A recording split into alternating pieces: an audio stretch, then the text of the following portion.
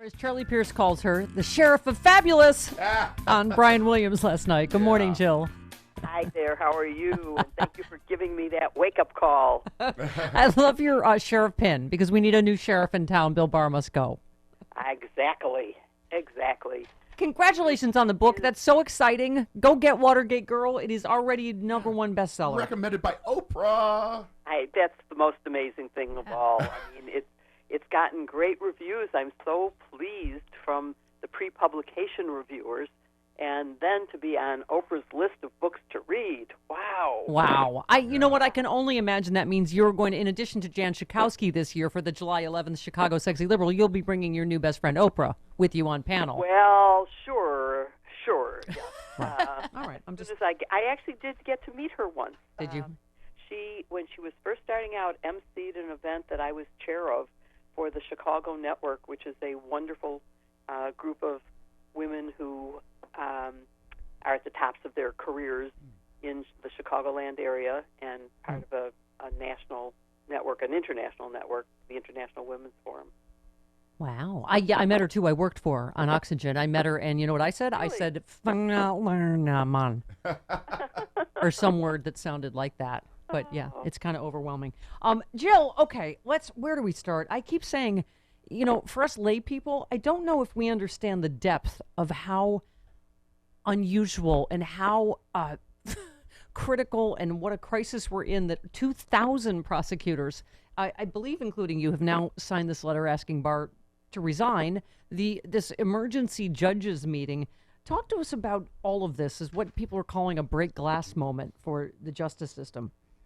It is exactly that, and although, I try to bring some humor to it by doing something like wearing a sheriff's badge, it really is a very serious problem for democracy and for justice.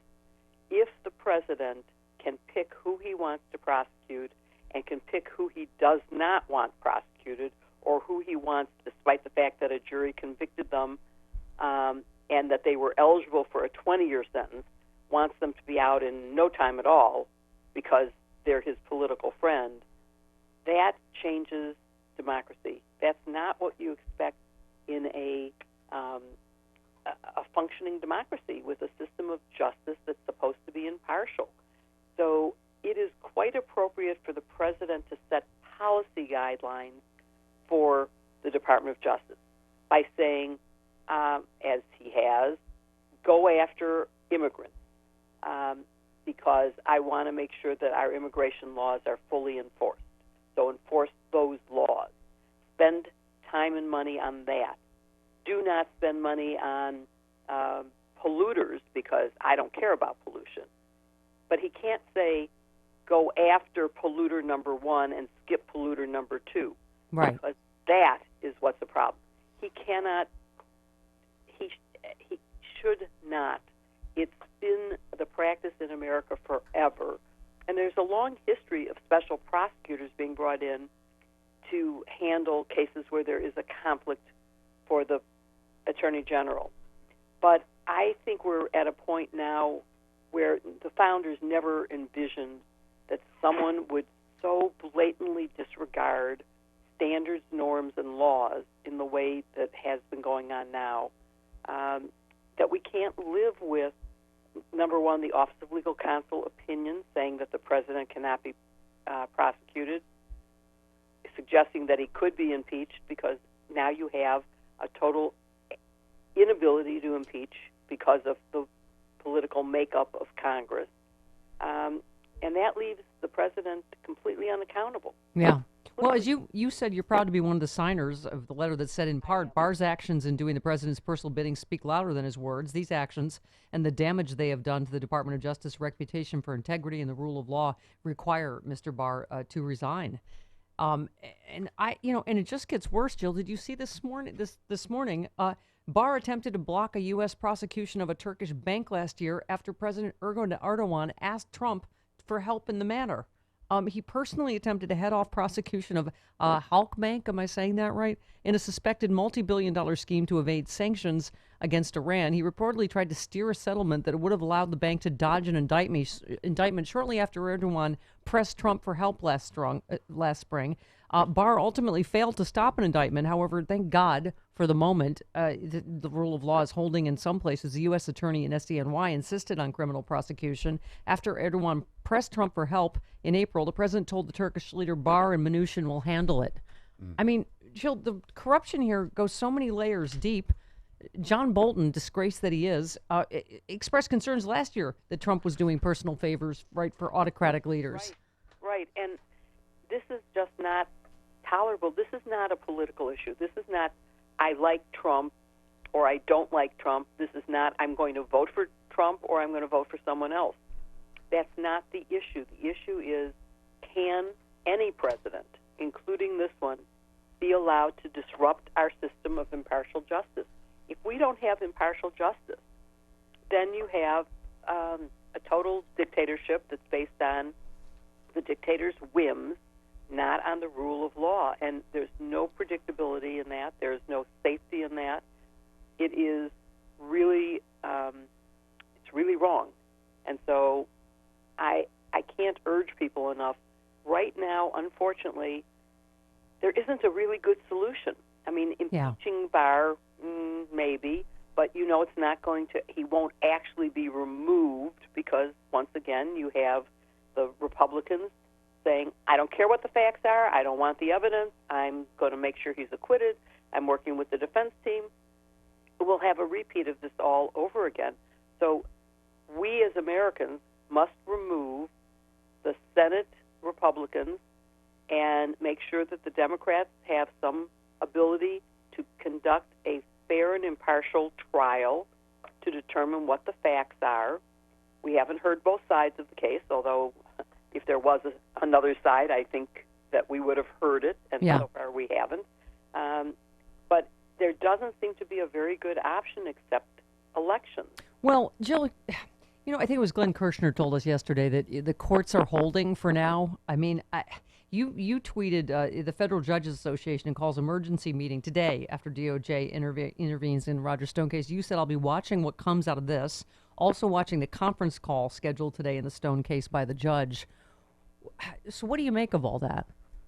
Well, originally when this first happened with the problem with the Stone sentencing and Barr intervening, overturning what the career prosecutors who knew the case had recommended well within the sentencing guidelines, I said, the judge is really a powerful and good judge, and she's made very intelligent, well-reasoned decisions on sentencing in the past as well. But I bet she's getting advice from every judge on her court. Well, it now turns out she's going to get advice from judges around the country because this is such a serious situation. I'm sorry, we always have an interruption, and it is time for the game show. Is that Jill's Corgi, or is it My Great Pyrenees? And in that case, that was Jill's Corgi. That was Jill's Corgi, everybody. Okay. So it's probably a delivery man. Okay. Or the death of democracy and our judicial system. Right. So I really think that the judges having this conference, the chief judge of Judge Jackson's court, Beryl Howell, had already issued a statement saying one thing that doesn't count in the sentencing decision of a judge is political pressure. Mm-hmm.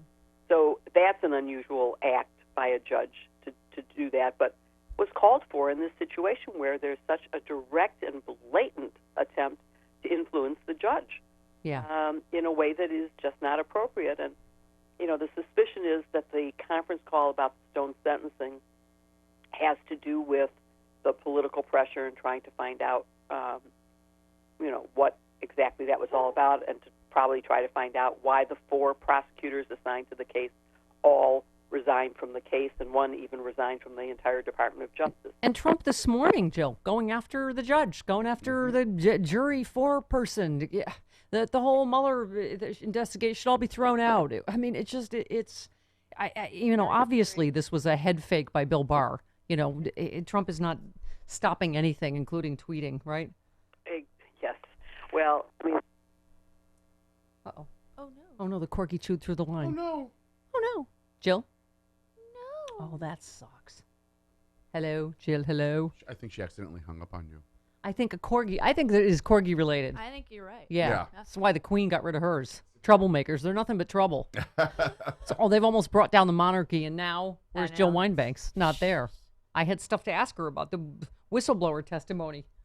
Jill, should I wait? What do I do, Travis? Help mommy. Get her back on the line. Yeah. Or how about break now, and then we'll get her back on the line and maybe have her for There the you rest of the half go. hour.